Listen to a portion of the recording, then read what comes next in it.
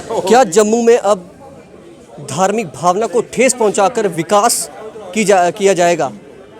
ये मैं इसलिए कह रहा हूं कि पिछले कुछ दिनों से आप सुर्खियों में एक मुद्दा जो है वो देखने को मिल रहा है, सुनने को भी मिल रहा है कि पंचवक्त्र मंदिर जो है यहाँ पर एक इस जगह पर जो है एक प्रोजेक्ट जो है national highway infrastructure development corporation जो है वो एक प्रोजेक्ट ला रही थी। उसने टेंडर भी फ्लोट कर दिया था, लेकिन जब लोगों को पता चला कि इस जगह पर मंदिर की जगह पर कॉन्सेप्ट था उनको कोई कॉम्प्लेक्स बनाने का, तो काफ़ी विरोध हुआ। और आज जो जम्मू के लोग हैं यहाँ पर अलग अलग जो संस्थान हैं, अलग अलग सोसाइटी के अलग अलग लोग हैं, वो इसके अगेंस्ट आ गए हैं। और इनका ये कहना है, हालांकि वो टेंडर जो फ्लोट हुआ था उसको कैंसिल कर दिया गया है, लेकिन आखिर उसके पीछे की वजह क्या थी, क्या मामला था, इसके पे बात करेंगे। हमारे साथ वीएचपी के विश्व हिंदू परिषद के working president Rajesh Gupta ji. Sir बहुत बहुत स्वागत है जी।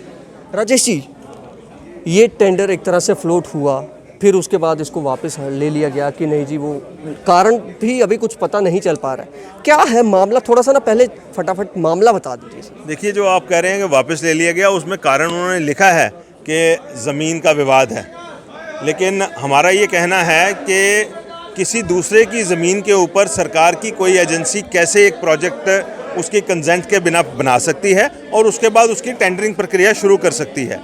ये जो पब्लिक सेक्टर अंडरटेकिंग है national highway and infrastructure development corporation limited, इनका एक जो डॉक्यूमेंट है ये बताता है कि जेडीए ने कुछ इनिशिएट किया है।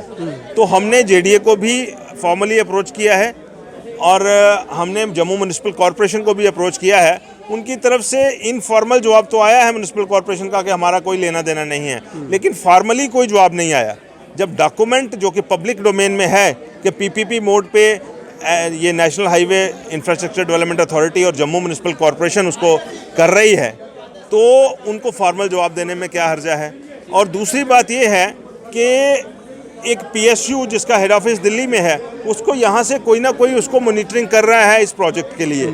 और ये प्रोजेक्ट कैसे किसी के दिमाग में आया, कैसे कंसीव हुआ, और जबकि मंदिर की जो अथॉरिटीज़ हैं, जो उनके रिसीवर हैं, केयर टेकर हैं, उन्होंने साफ कहा है कि मुझसे इस बाबत कोई बातचीत नहीं हुई, ना ही मेरे साथ कोई कॉरेस्पॉन्डेंस हुई है, ना ही मैंने किसी को पार्किंग लॉट बनाने का या कमर्शियल कॉम्प्लेक्स बनाने के लिए ऑथोराइज किया है। जब उन्होंने ऑथोराइज नहीं किया तो टेंडरिंग प्रक्रिया कैसे शुरू हो गई, और जब ये पब्लिक ह्यू एंड क्राई हुई है तो उस प्रक्रिया को वापस लिया गया है। ये भी इसमें आपको लगता है ये भी हो सकता है कि क्योंकि आजकल जो हमने देखा है कि यहाँ पर अवैध कब्जे जी बड़े हो रहे हैं और विकास के नाम पर तो आजकल ज़्यादा ही कुछ विकास जो है धरातल पर दिखाने के लिए कब्जे, कई ऐसे हमने मामले देखे। और कहना ये है कि NHIDC जो है वो कहती है कि हमने टेंडर वापस ले लिए, ज़मीनी विवाद था। लेकिन वही आपकी बात की, आखिर ये किसकी वो थी, क्यों, क्या इनसे पूछा गया किसी से? और म्यूनिसिपल कॉरपोरेशन मेन है यहाँ पर, अभी आपका कॉरपोरेशन भी है, तो क्या उनसे पूछा गया? ठीक है, उन्होंने कहा कि हमें कुछ नहीं पता है, जेडीए कहता है हमें कुछ नहीं, कुछ ना कुछ तो फिशी इसमें लग रहा है। देखिए, बिल्कुल हम कह रहे हैं कि जम्मू म्यूनिसिपल कॉरपोरेशन को भी अपना वर्शन फॉर्मली समाज के सामने लाना चाहिए। हमारी चिट्ठी का ना दे जवाब, लेकिन समाज को तो एक बताएं कि और फॉर्मल जवाब दें कि ये हमारा इसमें लेना देना है था या नहीं था।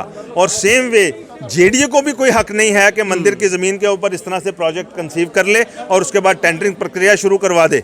ये जेडीए को भी अख्तियार नहीं है। और ये हमें देखना पड़ेगा कि जेडीए में कौन से अफसरों ने क्या काम किया, किस ढंग से उस पीएसयू को एंगेज किया, कैसे वो पीएसयू सेलेक्ट की गई, और इस सारे प्रकरण के पीछे कौन से लोग थे। क्या कोई वो लैंड माफिया है जिसका कोई लंबा नेफेरियस डिज़ाइन है इस सारी चीज़ को और उसके बाद इस प्रोजेक्ट से बेनिफिशरी बनने का, ये हमें देखना पड़ेगा। और इसके लिए एक सघन जांच किसी निष्पक्ष एजेंसी के द्वारा और दोनों जेडीए और जेएमसी की तरफ से एक क्लियर श्वेत पत्र आना चाहिए कि उनका रोल इसमें क्या रहा। दूसरा, ये क्या लगता है आपको कि विकास अब धार्मिक भावना को ठेस पहुंचाकर विकास होगा क्या?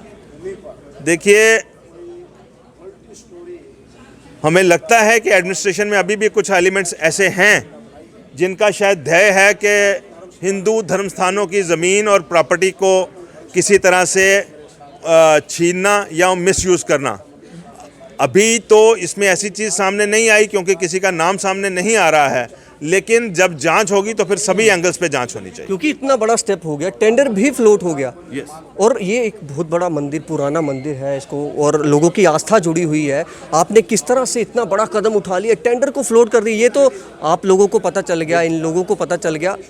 अमित जी, ऐसा है कि हमने जम्मू म्यूनिसिपल कॉरपोरेशन को भी फॉर्मली चिट्ठी लिखी है वीएचपी की तरफ से। हमने national highway infrastructure development corporation को भी चिट्ठी लिखी है वीएचपी की तरफ से कि हमारा इसमें कंसर्न है, हम समाज के कंसर्न के साथ खड़े हैं और हमें आप इस पे जवाब दीजिए और सारी बात बताइए। अभी तक उनकी तरफ से कोई जवाब नहीं आया है। ज़बानी ये कह देना कि जेएमसी का कोई उसमें रोल नहीं है, हम उसको उसके रेसिपिएंट नहीं हैं।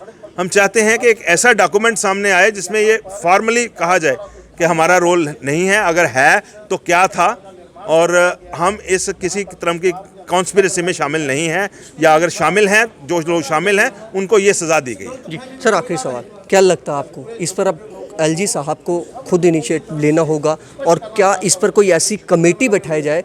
आखिर किस वजह से, कौन कौन लोग थे जिन्होंने इसका डिज़ाइन तैयार करवाया?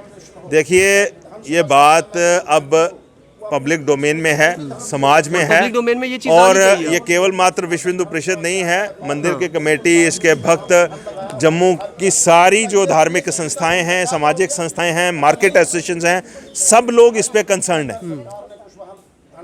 इस करके ये अब सरकार को संज्ञान तो लिया गया है, तभी वो प्रक्रिया वापस ली गई है। अब कौन लोग इसमें मुंह छुपा रहे हैं, कौन लोग इससे भाग रहे हैं, इस सब को देखने के लिए मुझे लगता है आगे 2-4 दिनों में स्थिति स्पष्ट हो जाएगी और जो भी गिल्टी हैं उनको जाना पड़ेगा। बहुत बहुत शुक्रिया सर इस बातचीत के लिए। देखिए, सबसे बड़ी हैरानगी की बात यह है कि जम्मू में इस वक्त क्या हो रहा है कि एक तो अवैध कब्जे हम देख रहे हैं, कहीं ज़मीनों पर कब्जा किया जा रहा है, कहीं अवैध इमारतें खड़ी कर दी जाती हैं। हाँ, पिक एंड चूज़ जो है जम्मू म्यूनिसिपल कॉरपोरेशन का, वो भी हमने आपको दिखाया कि किस तरह से पिक एंड चूज़ की पॉलिसी अपनाई हुई है म्यूनिसिपल कॉरपोरेशन ने। इतने बड़े मंदिर को और लोगों की आस्था जुड़ी हुई है जिस पुराने मंदिर से, अब किस तरह का विकास करना चाहते हैं, ये अब सवालों के घेरे में है। और आखिर कौन लोग थे, क्या मंशा थी लोगों की इसके पीछे इस टेंडर को फ्लोट करने की? चूँकि टेंडर अब वापस ले लिया गया, लेकिन ये अब जांच का विषय है। एलजी साहब को ये चीज़ पर भी ध्यान जो है देना होगा। फिलहाल आप देखते रहें जम्मू संवाद। नमस्कार।